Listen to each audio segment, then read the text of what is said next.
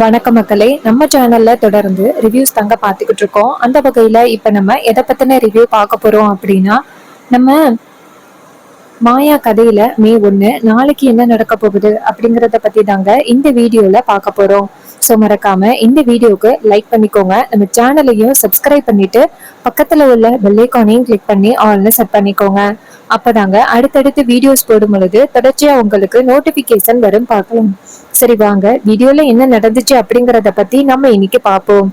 நம்ம ரகுராம் கேக்குறாரு, தனா இங்க பாரு, இவன் எப்படிப்பட்ட கேவலமான ஒருத்தன் அப்படிங்கிறது உனக்கு நல்லாவே தெரியும். இவன் கூடயே நீ சேர்ந்து வாழ போற? இங்க பாருதனா, நான் உன்கிட்ட கெஞ்சி கேக்குறேன், உன் லைஃப் நல்லா இருக்கணும் அப்படின்னு அப்பா ஆசைப்படுறேன். இந்த மாதிரி ஒரு கேவலமான ஒருத்தன் கையில உன்னை பிடிச்சு கொடுத்துட்டு நான் நிம்மதியாவே இருக்க முடியாது. இங்க பாருதனா, தயவு செஞ்சு சொல்றது கேளு, இவன் வேண்டாம் தனா அப்படின்னு சொல்லி ரகுராம் கெஞ்சுறாரு. அப்ப பத்மா சொல்றாங்க, ஏ தனா, அண்ணன் இந்த அளவுக்கு கெஞ்சி நான் பார்த்ததே கிடையாது. உன்கிட்ட எப்படி கெஞ்சுறாரு பத்தியா? அண்ணன் என்ன உன் கால்ல விழுந்து கெஞ்சணும் அப்படின்னு நினைக்கிறியா? இங்க பாருதனா, அண்ணன் உன் லைஃப்காக தான் இப்படி போராடிக்கிட்டு இருக்காரு. நீ போய் இந்த பொறுக்கி கொலகாரன் கூட வாழணும் அப்படின்னு சொல்ற? இங்க பாருதனா, தவறான முடிவெடுக்காம அண்ணன் சொல்ற மாதிரி கேளுதனா. அப்ப நம்ம தனா நேரா பத்மாவை பார்த்து, இங்க பாருங்க, இது என்னோட லைஃப். இந்த லைஃப நான் தான் முடிவு பண்ணுவேன். என்னோட லைஃப நீங்க முடிவு பண்ண கூடாது. என் லைஃப்ல என்ன நடக்கணும் அப்படிங்கறத முடிவு பண்றதுக்கும் எனக்கு பிடிச்சவரோட வாழ்றதுக்கும் முடிவு பண்றதுக்கு எனக்கு முழு உரிமை இருக்கு. தயவு செஞ்சு என்னோட விஷயத்துல நீங்க தலையிடாதீங்க அப்படின்னு நம்ம தனா சொல்றாங்க. அப்ப பத்மா கேக்குறாங்க, என்ன தனா, வீட்டுல உள்ளவங்க கிட்டயும் போயும் போயும் இவனுக்காக நீ எதிர்த்து பேச ஆரம்பிச்சிட்டியா? ஜானகி பத்மாவை பார்த்து, இங்க பாரு பத்மா, இது தனாவோட முடிவு. அவளோட முடிவை அவ எடுக்கிறதுக்கு அவளுக்கு முழு உரிமையும் இருக்கு. நீ தேவையில்லாம தலையிடாத. பத்மா கேக்குறாங்க, அப்போ நீங்க சொல்றத பார்த்தா அண்ணி அண்ணனுக்கும் இதுல உரிமை இல்லைன்னு சொல்ற மாதிரி இருக்கு. அப்ப நம்ம ஜானகி அதிர்ச்சி ஆகுறாங்க. அப்ப ஜானகி கேக்குறாங்க, பத்மா பேச பேச எதையாவது சொல்லி பிரச்சனையை உண்டாக்காம தயவு செஞ்சு வாயை மூடு. பத்மா கேக்குறாங்க, அண்ணி நீங்க ரொம்ப தப்பான முடிவு எடுக்கிறீங்க. ஏற்கனவே பஞ்சாயத்துல நீங்க உங்க பொண்ணு கிட்ட சொல்லி இது மாதிரி கதிர் கூட சேர்ந்து வாழ விருப்பம்னு சொன்னதுனாலதான் இந்த அளவுக்கு பிரச்சனை வந்து நிக்கி. அன்னைக்கே பஞ்சாயத்துல தனாவை நீங்க அப்படி சொல்லாம இருந்திருந்தா தனா அத்தனை பேருக்கு முன்னாடி கதிர் கூட என்னால வாழ முடியாது அப்படின்னு சொல்லியிருப்பா. இதனால கதிரை இந்த வீட்டுக்குள்ள வந்திருக்க வேண்டிய அவசியமே கிடையாது. அவனை இந்த வீட்டை விட்டு எப்பவோ துரத்தி இருக்கலாம். ஆனா நீங்க பாட்டுக்கோ தனா கிட்ட அப்படி சொன்னதுனாலதான் இப்ப இவ்வளவு பெரிய பிரச்சனையா வந்து முடிஞ்சிருக்கு. இப்ப கூட அண்ணன் எனக்கு சந்தேகமா இருக்கு, இது எல்லாமே ஜானகி அண்ணி சொல்லிதான் செய்யறாங்களோன்னு தோணுது. அப்ப தனா சொல்றாங்க, இங்க பாருங்க பத்மாத்த, இதுல தலையிடுறதுக்கு உங்களுக்கு உரிமை இல்லை. இது எல்லாமே முழுக்க முழுக்க என்னோட உரிமைதான். நான் தான் கதிர் கூட சேர்ந்து வாழணும்னு நினைக்கிறேன். கதிர் எப்படிப்பட்ட நல்லவன் அப்படிங்கிறது எனக்கே கொஞ்சம் கொஞ்சமா தான் புரிஞ்சிச்சு. அதே மாதிரி உங்க எல்லாருக்கும் ஒரு நாள் புரியும். கதிர் எந்த அளவுக்கு தியாகம் பண்ணியிருக்கான் அப்படிங்கறது உங்க யாருக்குமே தெரியல. அதனாலதான் அவனை பத்தி நீங்க புரிஞ்சுக்காம பேசுறீங்க. ஒரு நாள் இல்லைன்னா ஒரு நாள் கதிர் எந்த அளவுக்கு தியாகம் பண்ணியிருக்கான் அப்படிங்கறது உங்களுக்கு புரிய வரும். அப்பா நீங்க கண்டிப்பா ஒரு நாள் புரிஞ்சுப்பீங்க அப்படின்னு எனக்கு நம்பிக்கை இருக்கு. அப்ப தனா சொல்றாங்க, இங்க பாருங்கப்பா, ஒருவேளை நீங்க இந்த முடிவை மாத்தல அப்படின்னா என்னோட முடிவு இதுதான். கதிர் இந்த வீட்டுல இருந்தாதான் நான் இந்த வீட்டுல இருப்பேன். அவனை நீங்க இந்த வீட்டை விட்டு துரத்துனா நானே இந்த வீட்டை விட்டு போயிருவேன் அப்படின்னு தனா ரொம்ப ஸ்ட்ராங்கா சொல்றாங்க. தனா சொன்னதை கேட்டுட்டு ரகுராம் அதிர்ச்சி ஆகுறாரு. நம்ம தனா ரகுராமோட கால்ல விழுந்து ஆசீர்வாதம் வாங்க போறாங்க. அப்பா என்ன நீங்க சந்தோஷத்தோட வழி அனுப்பி வைங்க. அப்ப ரகுராம் டக்குன்னு நவந்து போறாரு. நவந்து வீட்டுக்குள்ள போயிட்டாரு. இத பார்த்ததோட நம்ம தனாவுக்கு பேரதிர்ச்சியா இருக்கு. அப்ப நம்ம ஜானகி தனாவை பார்த்து, என்ன தனா இப்படிப்பட்ட ஒரு முடிவு எடுக்கிற? உங்க அப்பா உனக்காக எவ்வளவு பெரிய தியாகத்தை எல்லாம் பண்ணியிருக்காரு அப்படின்னு தெரியுமில்ல. வீட்டுல கடைசியா நம்பிக்கை வச்சது நீ மட்டும்தான். ஆனா கடைசியில நீயும் இப்படி பண்ணிட்ட அப்படின்னு அவருக்கு தெரிஞ்சிச்சுன்னா எவ்வளவு வேதனைப்படுவாரு. ஏன் தானா இப்படி பண்ண? அப்ப தானா சொல்றாங்க, அம்மா எனக்கு வேற வழி இல்ல, அதனாலதான் அம்மா இப்படி பண்ணேன். அப்பா கண்டிப்பா என்ன புரிஞ்சுப்பாரு அப்படின்னு எனக்கு நம்பிக்கை இருக்கு. அப்ப பத்மா கேக்குறாங்க, இங்க பாருதனா, இவன் கிட்ட அப்படி என்ன வசதி இருக்கு அப்படின்னு நீ இவன் பின்னாடி போற? கண்டிப்பா நீ தெருவுலதான் நிக்க போற பாரு அப்படின்னு சொல்லிட்டு பத்மா அந்த இடத்துல இருந்து போறாங்க. அப்ப மணி நேரா நம்ம தனா பார்த்து, இங்க பாருமா தனா, கவலைப்படாதமா அப்படின்னு சொல்றாங்க. அதே நேரத்துல ரகுராம் அந்த இடத்துல வந்து நிக்கிறாரு. இங்க பாருங்க, ஒருவேளை தனாவுக்கு யாராவது உதவி பண்ணணும் அப்படின்னு நினைச்சீங்கன்னா யாரும் இந்த வீட்டுக்குள்ள வரக்கூடாது அப்படின்னு சொல்லிட்டு ரகுராம் வீட்டுக்குள்ள போறாரு. இது கேட்டதோட பத்மா சொல்றாங்க, என் அண்ணனை மீறி நான் எந்த முடிவும் எடுக்க மாட்டேன், என் அண்ணன் தான் எனக்கு முக்கியம் அப்படின்ட்டு பத்மா வீட்டுக்குள்ள போறாங்க. அப்ப பார்வதி என்ன சொல்றாங்கன்னா, மாமாவோட முடிவை நான் என்னைக்குமே எதிர்த்தது கிடையாது அப்படின்ட்டு அவங்களும் போறாங்க. பத்மா நேரா மணிய பார்த்து, என்னங்க உங்களுக்கு அடுத்த வேளை சோத்துக்கு செங்கி அடிக்கணும் அப்படின்னா நில்லுங்க. அப்ப மணி ரொம்ப கவலையா, நான் என்னைக்குமே என் சகலையோட பேச்ச மீறினது கிடையாது அப்படின்ட்டு போறாரு. அப்புறமா நம்ம பாட்டி எதுவுமே சொல்லாம போறாங்க. அதே நேரத்துல சீனு மாயாவை பார்த்து, மாயா எல்லாத்துக்கும் நீ தான் காரணம் அப்படிங்கிறது விட்ட வெளிச்சமா நல்லாவே தெரியுது. தனாவோட லைஃப டோட்டலா ஸ்பாயில் பண்ணிட்ட. பாவம் தானா எது தப்பு சரி அப்படிங்கிறது எதுவுமே தெரியாம இப்படிப்பட்ட ஒரு முடிவு எடுத்திருக்கா. ஒரு நாள் இல்லைன்னா ஒரு நாள் அவ கண்டிப்பா வருத்தப்படுவா. கதிர், நீ கண்டிப்பா அவளோட லைஃப டோட்டலா அடிச்சிட்டடா. அப்ப கதிர் சொல்றாரு, இங்க பாரு, இதுல நீ பேச வேண்டிய அவசியம் இல்ல. உன் பொண்டாட்டிய பாத்துக்கிறதுக்கு உனக்கே வைக்கல, நீ என்ன பேசுறியா? இங்க பாரு, நான் என் ஒய்ஃப் தனாவ தங்க தட்டுல வச்சு தாங்குவேன், உன் வேலையை பார்த்துட்டு போடா அப்படின்னு சொன்னதோட சீனு கோவமா அந்த இடத்துல இருந்து போறாரு. மாயா நேரா நம்ம தனாவையும் நம்ம கதிரையும் பார்த்துட்டு, இங்க பாருதனா, நீ இப்படிப்பட்ட ஒரு முடிவு எடுப்ப அப்படின்னு நான் எதிர்பார்க்கல. நீ கவலைப்படாதுன்னு தானா, கூடி சீக்கிரம் அந்த கார்த்தி உயிரோட இருக்கிற விஷயத்த மட்டும் நான் பெரியப்பா கிட்ட நிரூபிச்சிட்டேன் அப்படின்னா கண்டிப்பா பெரியப்பா கதிர் மேல எந்த தப்பும் இல்லை அப்படிங்கிறத ஒத்துப்பாரு, சரியா? இது கேட்டதோட தனா சொல்றாங்க, மாயாக்கா எனக்கும் ஆசையா தான் இருக்கு, ஆனா அந்த கார்த்தி உயிரோட இருக்கிறத நம்மளால கண்டுபிடிக்க முடியலையே. அதுக்கு மாயா சொல்றாங்க, இங்க பாரதனா, இன்னும் ஒரு வாரத்துல அவன் எங்க இருந்தாலும் தேடி கண்டுபிடிச்சு அவன் எப்படிப்பட்டவன் அப்படிங்கிறத அப்பா கிட்ட ப்ரூவ் பண்ணி காமிக்கிறேன், நீ கவலைப்படாம போ அப்படின்னு.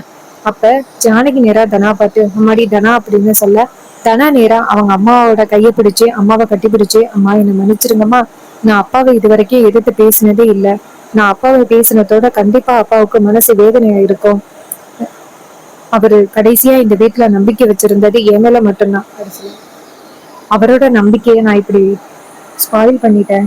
அப்ப ஜானகி சொல்றாங்க, இங்க பாரமதனா, நீ கவலைப்படாத, நான் அவர்கிட்ட எடுத்து சொல்லி புரிய வைக்கிறேன், நீ கவலைப்படாம போமா. கதிர், உன்னை நம்பிதான்ப்பா என் பொண்ணு அனுப்புறேன், நீ பத்திரமா பாத்துப்ப அப்படிங்கிற நம்பிக்கையோட அனுப்புறேன். அப்ப கதிர் சொல்றாரு, அத்தை கவலைப்படாதீங்க, தனாவை எந்த பிரச்சனையும் இல்லாம நான் நல்லபடியா பாத்துக்கிறேன் அப்படின்னு சொல்றாரு.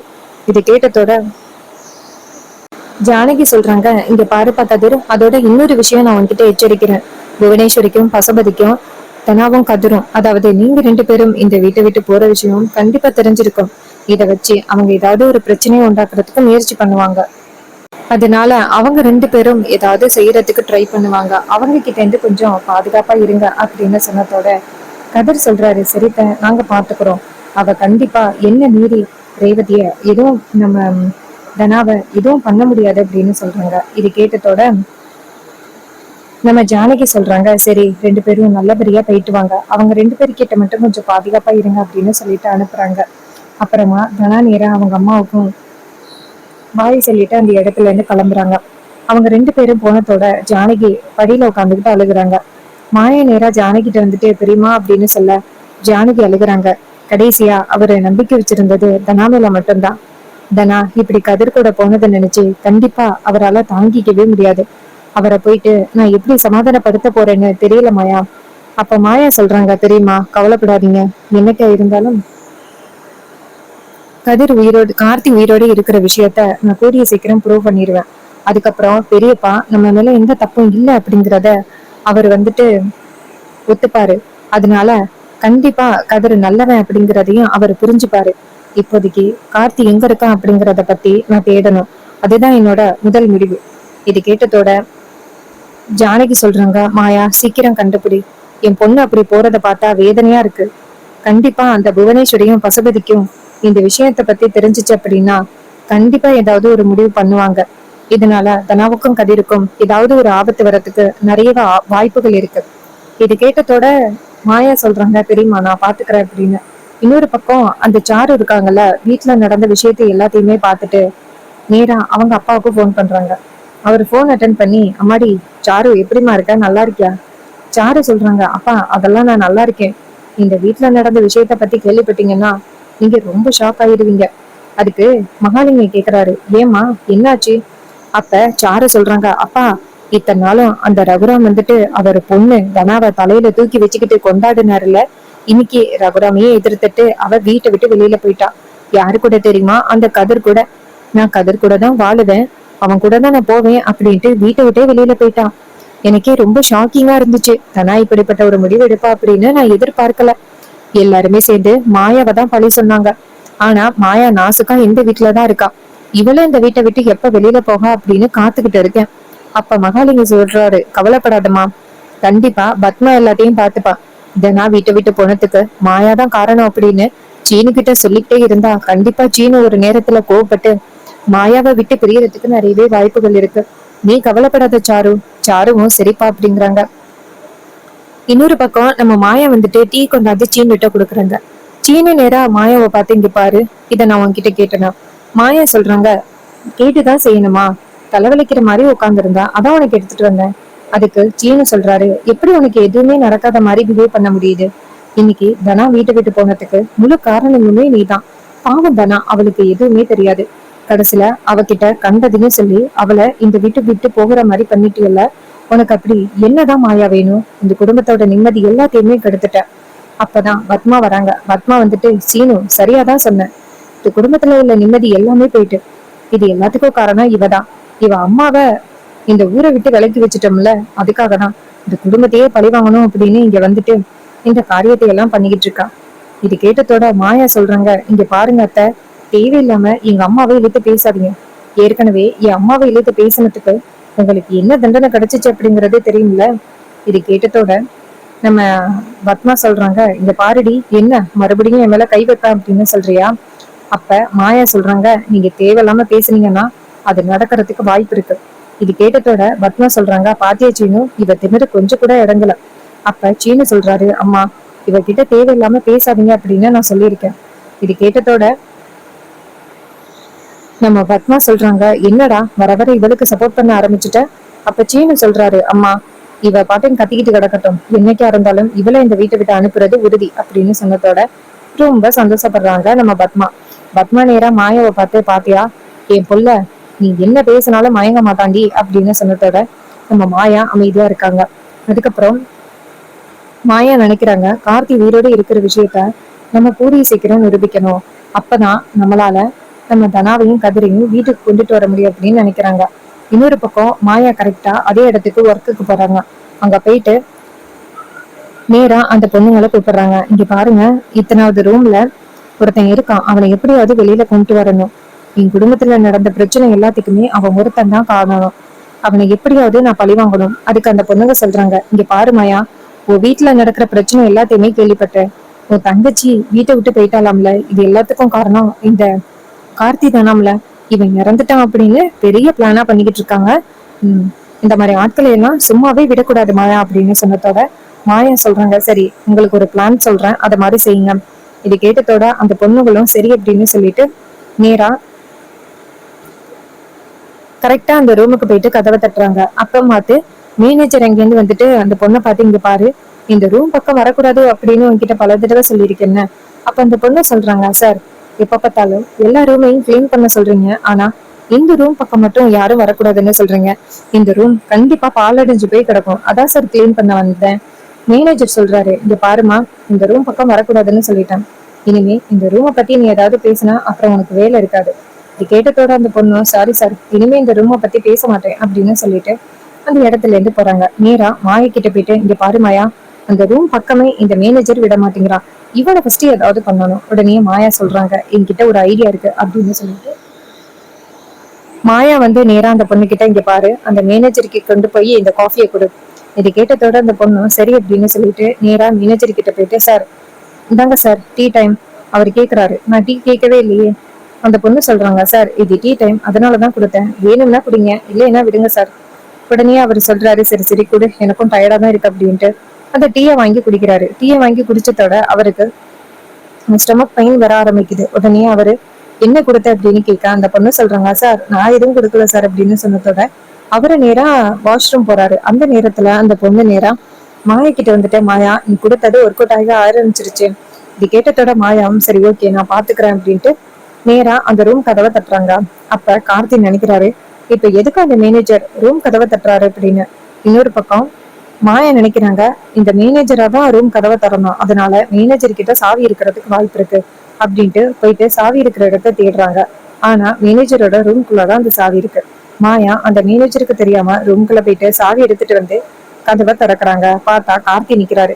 கார்த்தியை பார்த்ததோட மாயா அதிர்ச்சி ஆகுறாங்க. கார்த்தியும் மாயாவை பார்த்ததோட அதிர்ச்சி ஆகுறாரு. மாயா நேரா கார்த்தியை பார்த்து, பொறுக்கி ராஸ்கல் நீ இங்கதான் இருக்கியா அப்படின்னு சொல்றாங்க. அதே நேரத்துல மாயாவோட ஃப்ரெண்ட்ஸ் எல்லாருமே சேர்ந்து நேரா அந்த கார்த்தியை பிடிச்சு கட்டி போட்டுறாங்க ஒரு சேர்ல. மாயா நேரா நம்ம போலீஸ் இருக்காருல்ல குருவரன், அவருக்கு ஃபோன் பண்றாங்க. அவரு போன் அட்டன் பண்ணி சொல்லு மாயா அப்படின்னு சொல்ல, மாயா சொல்றாங்க, சார் அன்னைக்கே சொன்னேன் இந்த ஹோட்டல்ல தான் அவன் இருக்கான் அப்படின்னு, அவனை புடிச்சு வச்சிருக்கான் வாங்க சார் அப்படின்னு சொன்னதோட நம்ம குருவரன் நேரா அந்த ஹோட்டலுக்கு வராரு. வந்து பார்த்தா கார்த்தியை கட்டி போட்டு வச்சிருக்காங்க. மாயா நேரா அவர்கிட்ட பாத்தீங்களா சார் அப்படின்னு சொன்னதோட நேரா குருவரன் வந்துட்டு கார்த்தியை கைது பண்றாங்க. கார்த்தி நேரா குருவரனை பார்த்து, இங்க பாருங்க என் அத்தைக்கு தெரிஞ்சிச்சுன்னா நீங்க காலி ஆகிடுவீங்க. அதுக்கு குருவரன் சொல்றாரு, டேய் இன்னும் கொஞ்ச நேரத்துல நான் கைது பண்ண போறதே உன் அத்தைய தாண்டா அப்படின்னு சொல்லிட்டு நேரா அந்த கார்த்திய கைது பண்றாங்க. கைது பண்ணி பிடிச்சிட்டு போக இன்னொரு பக்கம் மேனேஜர் எதிர்ச்சியா வர நடக்கிறதையெல்லாம் பார்த்துட்டு அதிர்ச்சி ஆகுறாரு. கார்த்திய போலீஸ் இழுத்துட்டு போறதை பார்த்துட்டு மேனேஜர் ஷாக் ஆகுறாரு. அப்ப டக்குன்னு மேனேஜர் வந்துட்டு புவனேஸ்வரிக்கு போன் பண்ண பார்க்க அப்ப நம்ம குருவரன் டக்குன்னு அவரையும் கைது பண்றாங்க. இவனோட போனை ரெக்கவர் பண்ணுங்க அப்படின்னு சொல்லிட்டு போனையும் பிடுங்கி கொடுத்துட்டு மேனேஜரையும் கைது பண்ணி இனிமே இந்த ரெசார்ட்டுக்கு சீலு அப்படின்னு சொல்லிட்டு ரெசார்ட்டுக்கும் சீலையும் வைக்கிறாங்க. அதுக்கப்புறம் அந்த மேனேஜரையும் கைது பண்ணி கூட்டிட்டு போறாங்க. புவனேஸ்வரிக்கு அந்த மேனேஜர் போன் பண்ணிட்டு மறுபடியும் போன் பண்ணாம இருந்ததோட அதிர்ச்சியாகி நேரா ரெசார்ட்டுக்கு வந்து பார்த்தா அங்க கார்த்தியை கைது பண்ணிட்டு போன விஷயம் தெரிய வருது. ஒரு ஃபுல்லா கார்த்தி உயிரோடு இருந்த விஷயமும் நம்ம புவனேஸ்வரி இப்படிப்பட்ட ஒரு நாடகத்தை போட்டதும் எல்லாருக்கும் தெரிய வருது. அதே நேரத்துல ஊர் தலைவர்கள் எல்லாருமே ரகுராமோட வீட்டுக்கு வராங்க. வந்துட்டு ரகுராம பார்த்து, ஐயா உங்களுக்கு விஷயம் தெரியுமா, அந்த கார்த்தி இத்தனை நாள் உயிரோட தான் இருந்திருக்கான்.